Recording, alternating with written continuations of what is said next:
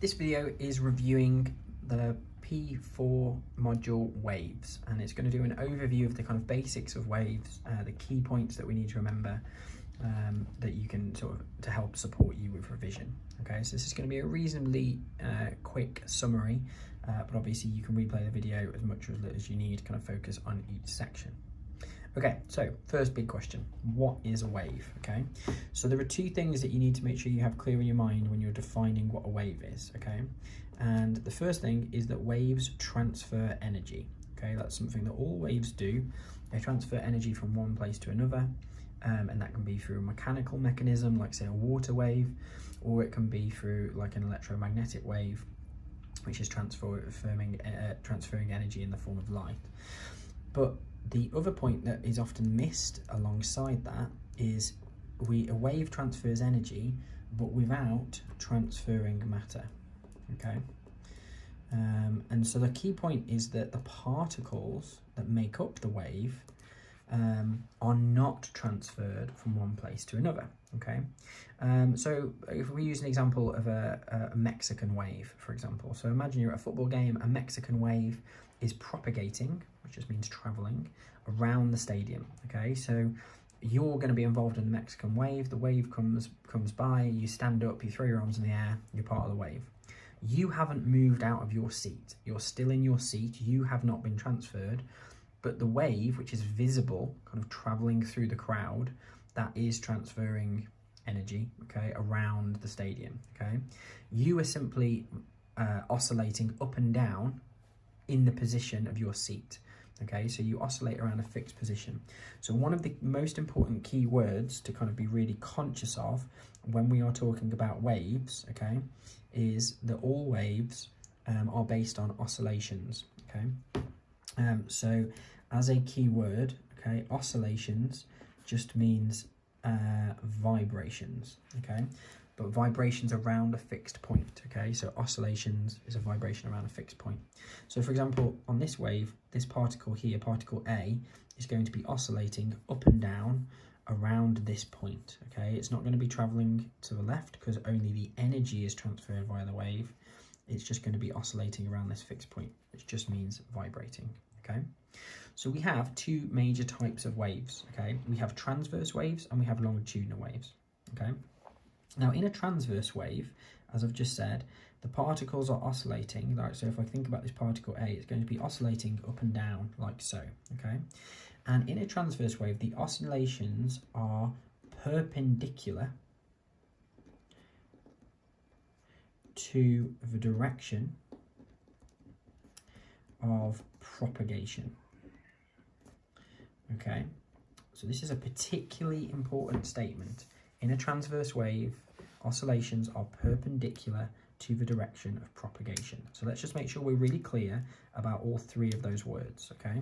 So first of all, as I've already said, oscillations just means vibration. It means a vibration around a fixed point. When we are talking about perpendicular, okay, that means at 90 degrees, at right angles. So the oscillation here is traveling up and down, but you can see the wave is traveling in this direction, okay? So in comparison to those two things to each other, that is 90 degrees to each other. So the oscillation is up and down, the wave travels from side to side, as it goes sideways. And the direction of propagation just means to travel from one point to another through a material or through a medium. So when you think about propagation, it just means the direction the wave is traveling, okay? So the oscillation is up and down, but the wave travels to the right, okay? That is what the definition of a transverse wave is. Now, almost all of the waves that you encounter are transverse, okay? So when you're giving examples of transverse waves, okay, you could start off with something simple, like a water wave, okay? All of the electromagnetic waves, okay, which we'll talk about in a moment, all of those, all 7 of them, which you can see listed at the bottom, radio waves, microwaves, infrared, visible light, ultraviolet, X-rays and gamma rays, they're all transverse, and that's one of the key properties of electromagnetic waves, which is that they are all transverse, okay? And you could also have things like waves on a string, and also earthquake waves. S waves are also transverse, okay? Longitudinal waves, which I'm just going to mention for a second, the major example you need to remember is sound, okay? That's the one example that everybody should know, and pretty much all of the other waves that you encounter are transverse, okay? One example that isn't would be a P wave, which is one of the other types of earthquake waves.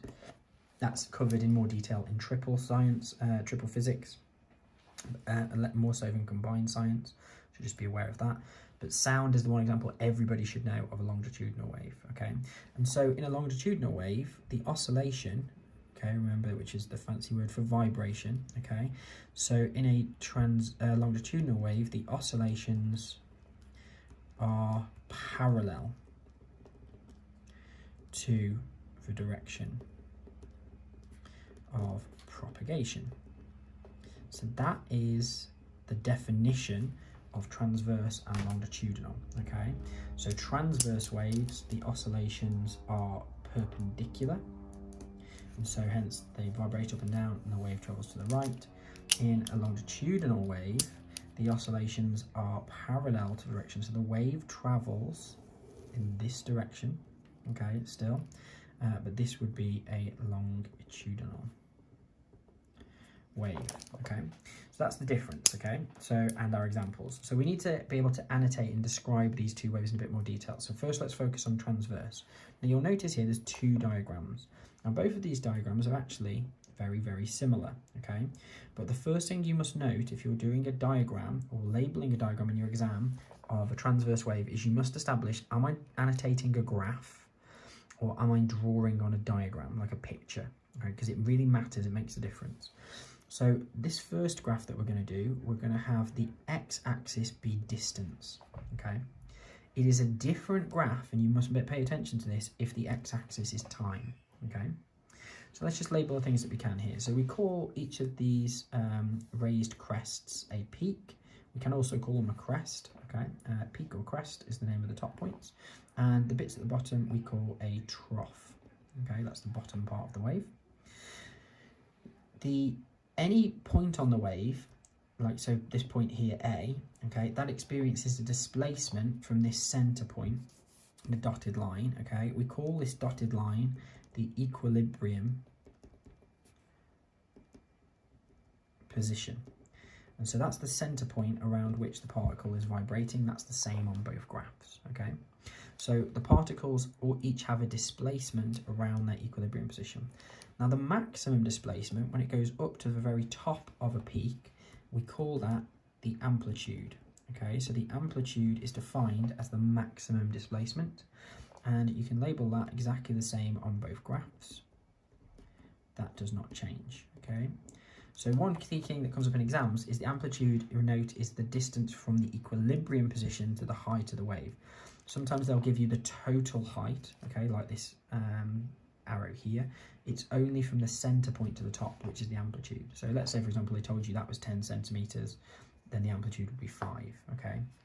So it's always from the center to the top. It can be equally down to a trough. That would also work. It'd give you the same answer, okay? I can label my peaks and troughs the same on my other graph, okay?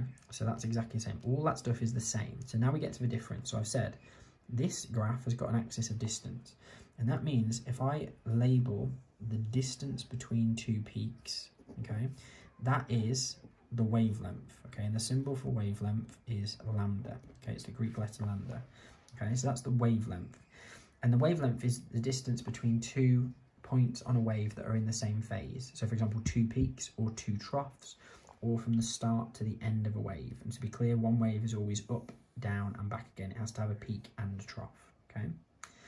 Now on my time graph, if I tried to label the same thing, it wouldn't be the wavelength, and that's really important. So if I've got a distance graph or a diagram, I can read the wavelength off that. If I've got a time graph, instead what I read off then is capital T, which is the period. And the period is the time for one complete oscillation. So the wavelength is the distance between two peaks on a wave, okay, or 2 points on a wave that are in phase. The period is the time taken for one complete oscillation. It is really important, okay, that you make the distinction between those two graphs and don't confuse them, okay. I'm going to skip at this second just to the wave equations because it's relevant at this stage. Okay, so there are two equations in this topic that you should be able to use, and you can read off some of the information from graphs like this. The first and the most important is the equation for wave speed. Okay, so wave speed, which is v, is the frequency multiplied by the wavelength. Okay, the frequency is one of the key definitions that you should know, and it is the number of waves per second. Okay, the wavelength, as we said, is the distance between two peaks. Okay, so we have wavelength and frequency. If we multiply those together, we get the wave speed. The units of speed is meters per second. The unit of frequency is the hertz, okay, which is capital HZ, and the unit of wavelength is meters. Okay, so that's the most important equation in this topic, and because there's only two equations in this topic, it is almost 100% guarantee it will be on your exam. So that's a good one to make sure you remember. In addition to that, the period is linked to the frequency. So the period is time for one complete oscillation to be complete. The frequency is how many happen per second. So if I want to work out those, what I do is I just simply do the number 1 divided by the period. Okay, so frequency, which is still measured in hertz, is 1 divided by the period, and the period is in seconds. Okay, so for example, if my period was 5 seconds, okay, so if it took 5 seconds to complete one complete oscillation, I would do 1 divided by 5, which would give me a frequency of 0.2 hertz. Okay, which means every second there's a fifth of a wave, effectively. Okay.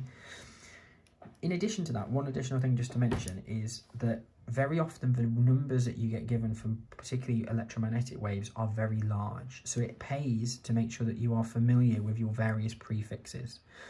Prefixes are used in front of words and you will be familiar with some of them, but are just in summary of the ones that you should know. Okay, so some that you'll probably be less familiar with would be tera, giga, and mega. But one that you'll almost certainly be familiar with is kilo.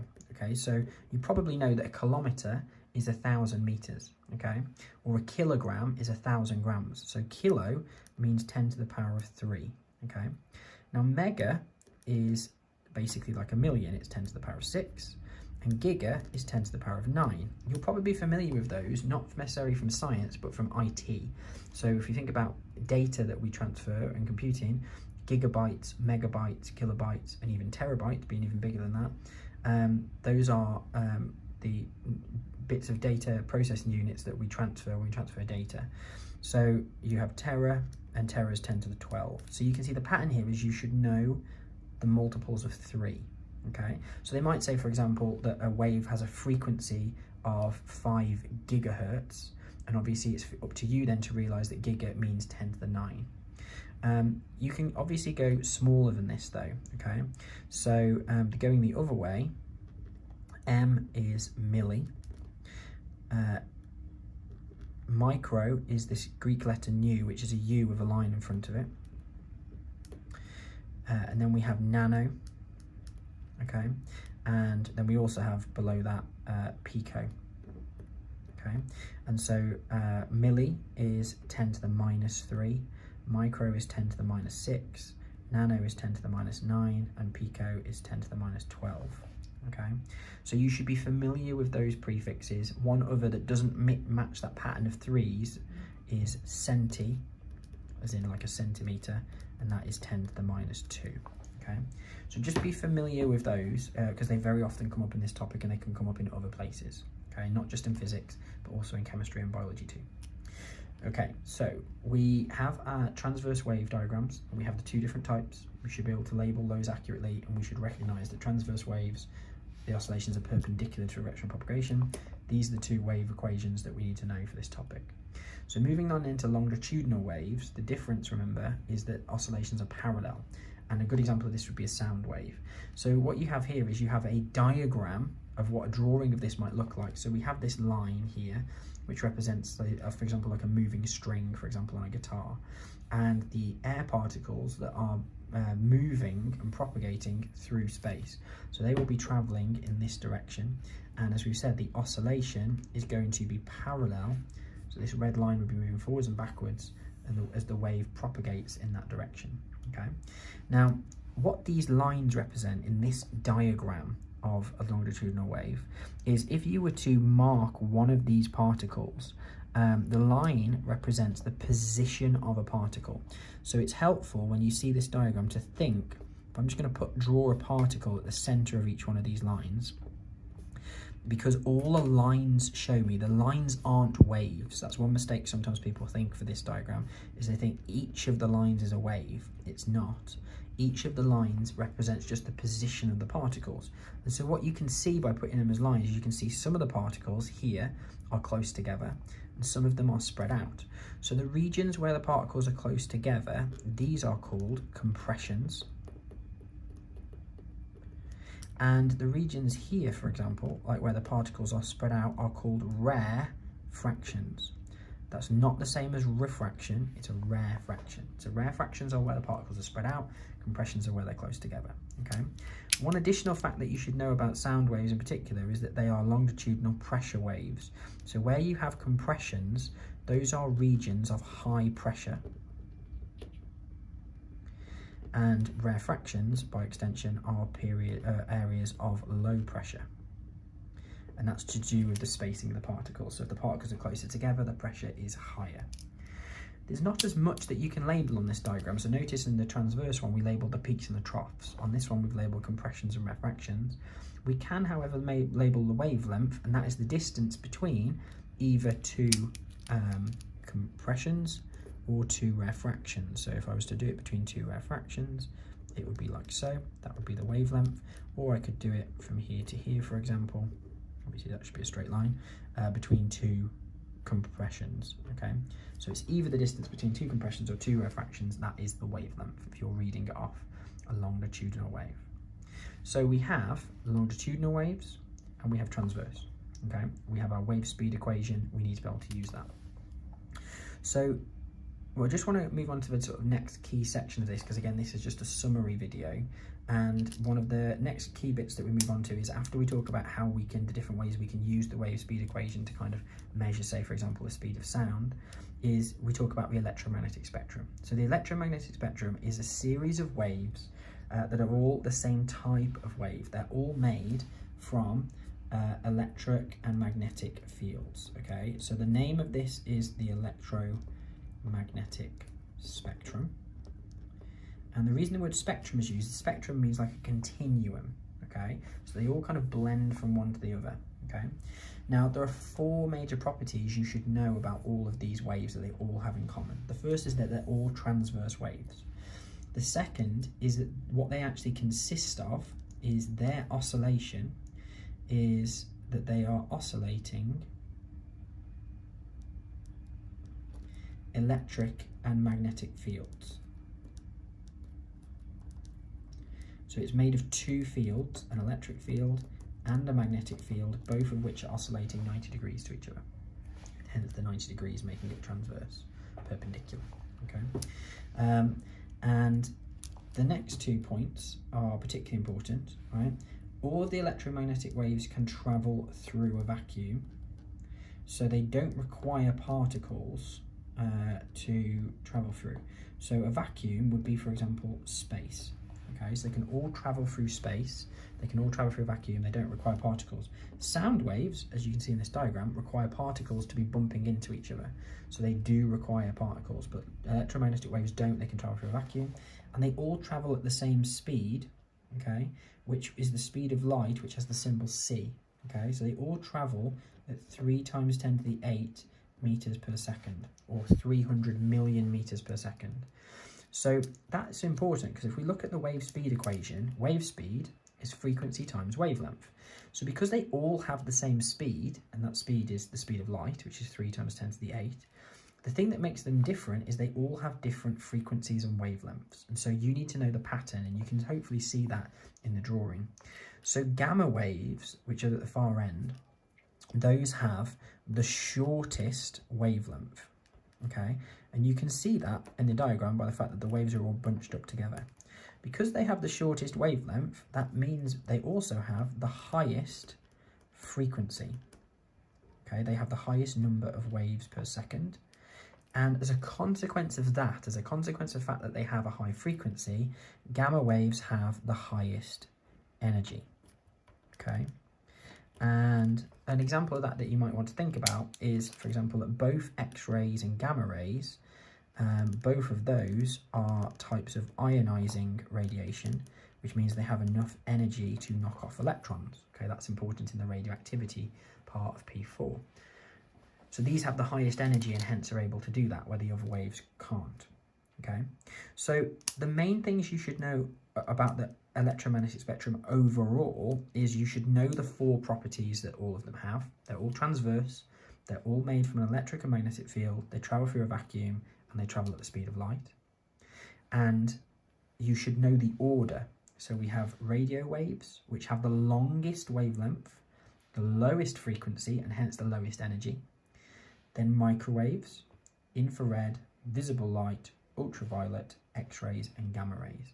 And as we travel across, the wavelength gets shorter, the frequency increases, and energy increases. You should have a vague awareness of the rough wavelength of each of these. Radio waves are typically in the order between 10 to the power of 3 and 10 to the power of 1. That's any distance between a meter and a kilometre in length. So the wavelength of a radio wave can be really quite long.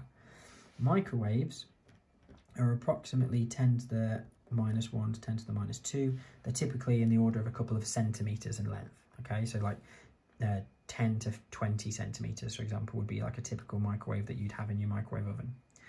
Infrared waves are typically about between 10 to the minus 3 and 10 to the minus 5. So they're a couple of micrometers in length.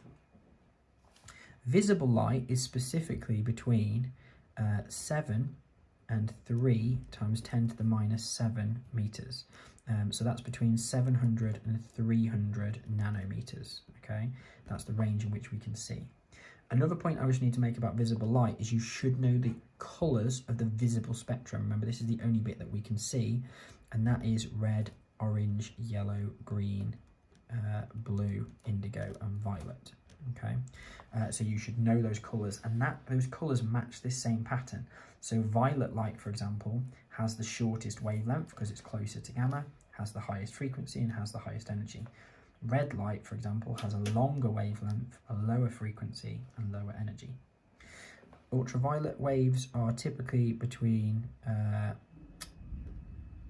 1 times 10 to the minus 7 and 1 times 10 to the minus 9. Okay, so about 100 nanometers down to 1 nanometer.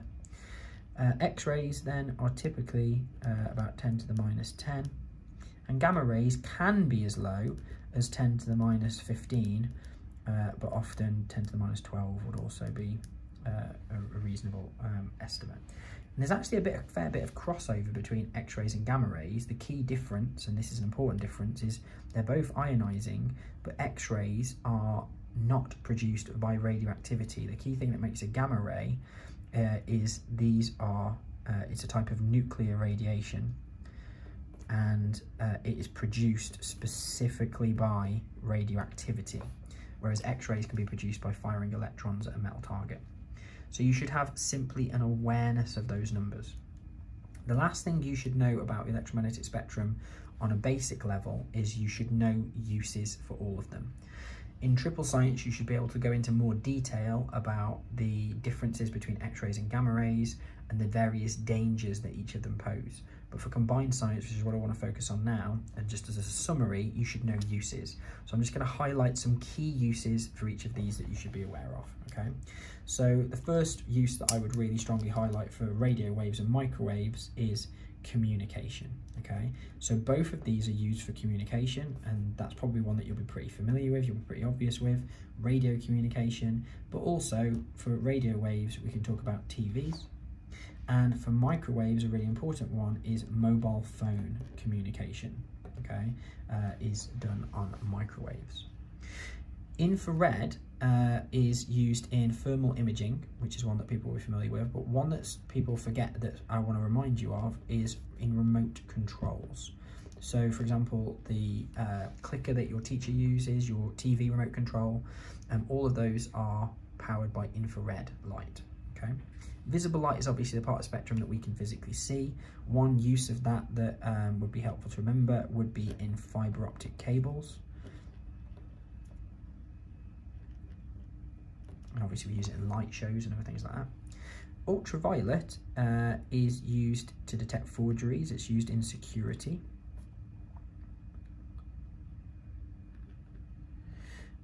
And one that I'll also mention for ultraviolet is it's used in sun beds and tanning salons.